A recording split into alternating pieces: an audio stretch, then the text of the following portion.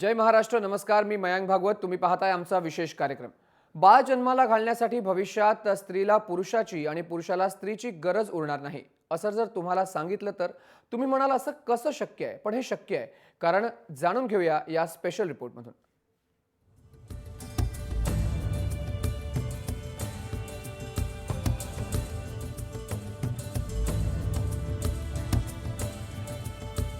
बाळ जन्माला घालण्यासाठी भविष्यात स्त्रीला पुरुषाची आणि पुरुषाला स्त्रीची गरज उरणार नाही असं जर तुम्हाला सांगितलं तर तुम्ही म्हणाल असं कसं? पण हे शक्य आहे. स्त्री आणि पुरुष म्हणजे एकाच नाण्याच्या दोन बाजू. दोघंही एकमेकांशिवाय अपूर्णच. दोघांनी एकत्र आल्याशिवाय सृष्टीचं चाकच चालणार नाही. आणि म्हणूनच निसर्गानं स्त्री आणि पुरुषांना परस्पर पूरक बनवलंय. पण निसर्गाच्या या नियमावर विजय मिळवल्याचा दावा शास्त्रज्ञ करतायत.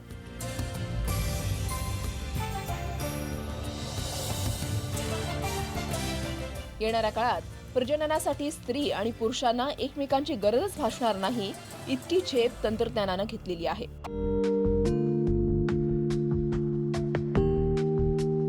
नव्या संशोधनानुसार 2 पुरुषांपासून नवीन जीवाची निर्मिती होणं शक्य होणार आहे. बाथ युनिव्हर्सिटी मधल्या शास्त्रज्ञांनी रासायनिक प्रक्रियांच्या मदतीनं स्त्री बीजाच्या सहभागाशिवाय भ्रूण तयार केलाय.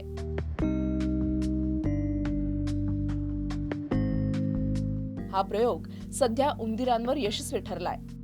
फक्त नरांच्या शुक्राणूंपासून भ्रूण तयार करण्यात शास्त्रज्ञांना यश आलंय आणि मानवांमध्येही हे होणं शक्य आहे असं तज्ज्ञ सांगतायत.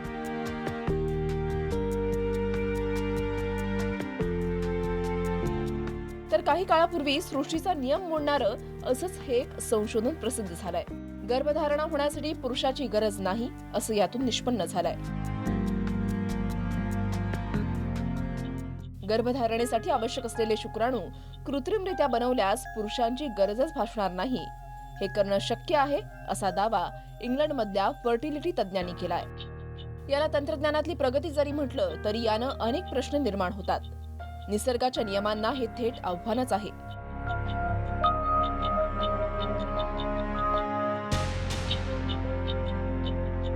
सृष्टीचं चक्र बदलू पाहण्याचा मानवाचा नेहमीच अट्टहास राहिलाय.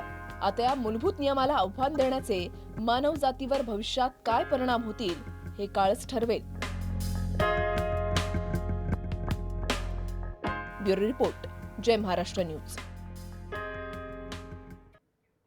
तर तुम्हालाही हाच प्रश्न पडला असेल की असं कसं, हे शक्य आहे का? येणाऱ्या बाळावरती याचे काय परिणाम होतील, त्याचसोबत सामाजिक परिणाम काय होतील, आपण याच मुद्द्यांवरती चर्चा करणार आहोत. आपल्यासोबत डॉक्टर सागर पाठक आहेत, स्वतः गायनेकोलॉजिस्ट, आणि डॉक्टर राजलक्ष्मी वालावलकर देखील आहेत, IVF स्पेशलिस्ट.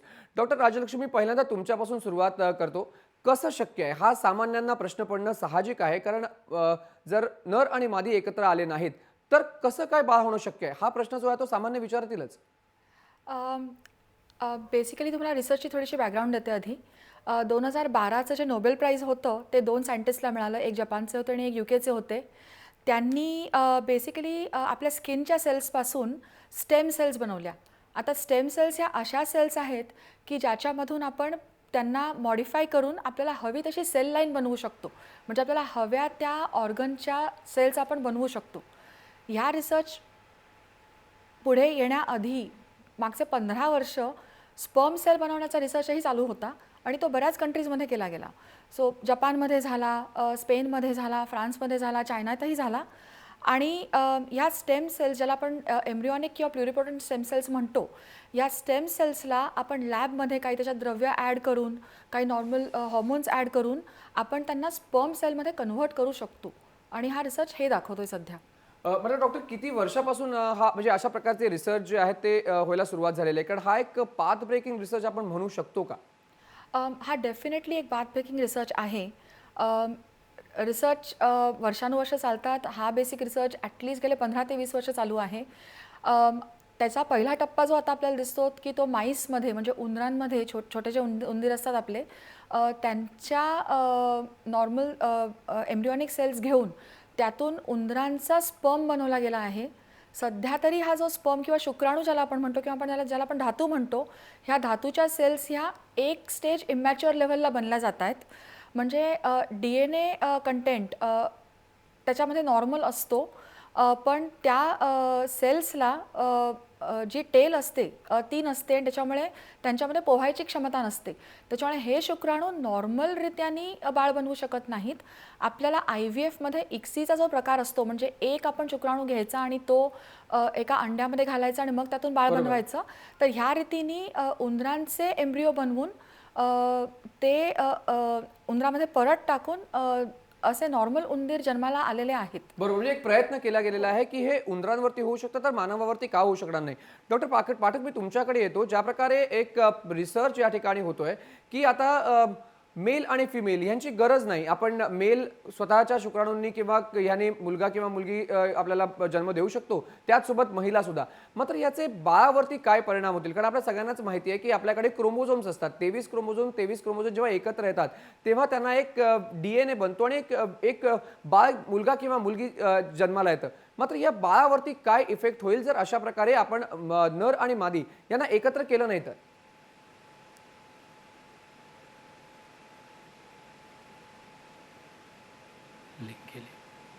बहुतेक डॉक्टर पाठक यांच्याकडे आवाज जात नाही. मी पुन्हा एकदा डॉक्टर पाठक यांच्याकडे जाणार आहे. मी परत एकदा डॉक्टर बालावरकरांकडे येतो.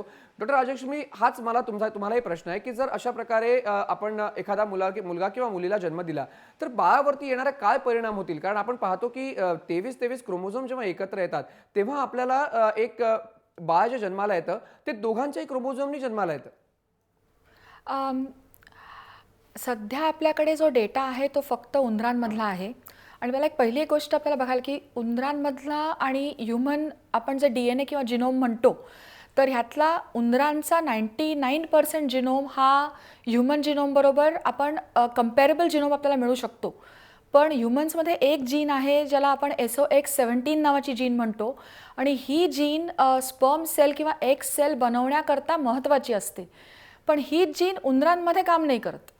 त्याच्यामुळे हा रिसर्च जरी आत्ता टेक्निकली आपण म्हटलं की आपण हा रिसर्च ह्युमन्सला एक्स्ट्रापोलेट करून आपण ह्युमन स्पर्म आपण बनवू शकू, तरी ते कितपत नीट बनतील, DNA कंटेंट किती चांगला असेल आणि कसं होईल हे आपल्याला 100% माहिती नाही.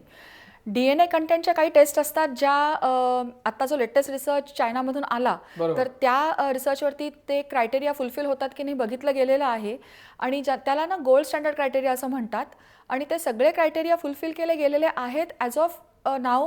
उंदरांचा स्पर्म आपण बघितला तर बरोबर, म्हणजे उंदरांवरती हा प्रयोग यशस्वी झाला पण माणसावरती यशस्वी होईलच असं काही नाही. आपण पुन्हा एकदा डॉक्टर पाठक यांच्याकडे जाऊया. डॉक्टर पाठक, ज्या प्रकारे आपण चर्चा करतोय की आता आपल्याला मेल आणि फिमेल लागणार नाही, अशा परिस्थितीमध्ये समाजावरती याचा काय परिणाम होईल? कारण स्वतः तुम्ही मॅरेज काउन्सिलर देखील आहात. तर जर अशा प्रकारे झालं की महिलेला पुरुषाची गरज नाही आणि पुरुषाला महिलेची गरज नाही, मग समाजावरती याचा एक वेगळा परिणाम आपल्याला पाहायला मिळेल. समाजावरती याचे खूप मोठे दुष्परिणाम होणार आहेत. कारण जेव्हा आपण एक जीव जन्माला घालतो त्यावेळेला एक आई असते, एक वडील असतात आणि आपला स्वतःचा जीव असतो, त्याच्यामुळे आपण त्याची खूप जास्त काळजी घेऊ शकतो. परंतु हे जे काय प्रयोगशाळेतील बाळं तयार होणार आहेत यांच्याबरोबर आपली जी इमोशनल अटॅचमेंट आहे, ही इमोशनल अटॅचमेंट अस्तित्वातच राहणार नाही. आणि जेव्हा हे इमोशनल अटॅचमेंट नसेल तेव्हा मग आपल्याला त्या बाळाचे कुठल्याच प्रकारे रिलेट होता येणार नाही.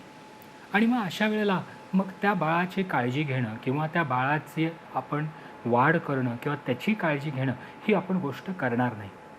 समाजामध्ये नर आणि मादी ह्या दोन्ही जण एका बाळाची काळजी घेतात. त्याचबरोबर जेव्हा एका नॉर्मल प्रकारे एक बाळ तयार होतं तेव्हा गुणसूत्रांची सरमिसळ होते.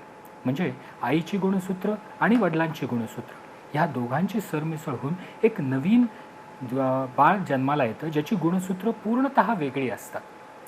म्हणजे तो काय करतो तर आईचे चांगली गुणसूत्र घेतो, वडिलांची चांगली गुणसूत्र घेतो आणि मग आपला स्वतःचा जीव तयार करतो. पण ह्या प्रयोगशाळेत काय होणार आहे तर प्रयोगशाळेमध्ये आईचीच किंवा वडिलांचीच फक्त गुणसूत्र येणार आहेत आणि त्याच्यातले चांगले गुण किंबहुना जास्त वाईट गुण प्रकर्षाने पुढे येणार आहेत. ही गोष्ट समाजासाठी प्रचंड घातक आहे. डॉक्टर, समाजासाठी ही गोष्ट प्रचंड घातक आहेच, कारण फक्त आईची किंवा फक्त वडिलांची गुणसूत्र घेऊन येणारं बाळ जन्माला होईल. मात्र एक इंटरपर्सनल रिलेशनशिप असते, एका नराची एका मादीबरोबरची रिलेशनशिप असते, एका मुलीची एका मुलाबरोबर रिलेशनशिप असते. ह्या सगळ्या गोष्टीवरती पण ह्याचा जाऊन दूरगामी परिणाम आपल्याला प्रत्येक देशामध्ये पाहायला मिळेल, कारण आपली रिलेशनशिप, आपला इमोशनल टचच राहणार नाही. आपण बऱ्याच डॉक्टर बोला, तुमचा आवाज आपण ऐकू येतोय. बऱ्याच वेळेला बघतो की आपण बऱ्याच वेळेला इंग्लिश सिनेमा बघतो ज्याच्यामध्ये अगदी डिझायनर आर्मीज तयार करतात. म्हणजे ह्या प्रयोगशाळेत जेव्हा आपण बाळं तयार करणार आहोत तेव्हा त्या बाळामध्ये एक विशिष्टच गुण आपण तयार करणार. म्हणजे फक्त लढणारा व्यक्ती किंवा फक्त 5 फूट 7 इंच उंच असलेलीच व्यक्ती पैदा करायची, किंवा फक्त गोरा रंग असलेली किंवा फक्त काळा रंग असलेलीच व्यक्ती तयार करायची, अशी डिझायनर गोष्टी आपण करणार आहोत. जेणेकरून जी आपल्या मानव जातीमध्ये जी विविधता आहे ती विविधता आपण संपवून टाकणार आहोत. आणि मग अशा डिझायनर आर्मीज घेऊन आपण काय करणार आहोत? कारण विविधता जर नसेल तर मानव जातच निर्माण होणार नाही, मानव जातीची प्रगतीच होणार नाही. थोडक्यात ही प्रगती नाही आहे, ही अधोगती आहे. बरोबर, म्हणजे आपण कुठेतरी जे नेचर आहे, जे आपल्याला प्रकृतीने दिलेलं आहे, त्याच्या विरोधात आपण जाऊन काहीतरी करण्याचा प्रयत्न करतोय. आपण ह्याच आणखीन काही मुद्द्यांवरती चर्चा करूया, मात्र एका छोट्याशा ब्रेक नंतर आपल्यासोबत डॉक्टर सागर आणि डॉक्टर राजलक्ष्मी आहेत. आणखीन काही प्रश्न विचारणार आहोत, मात्र एका छोट्याशा ब्रेक नंतर. तुम्ही कुठे जाऊ नका, पाहत रहा जय महाराष्ट्र न्यूज.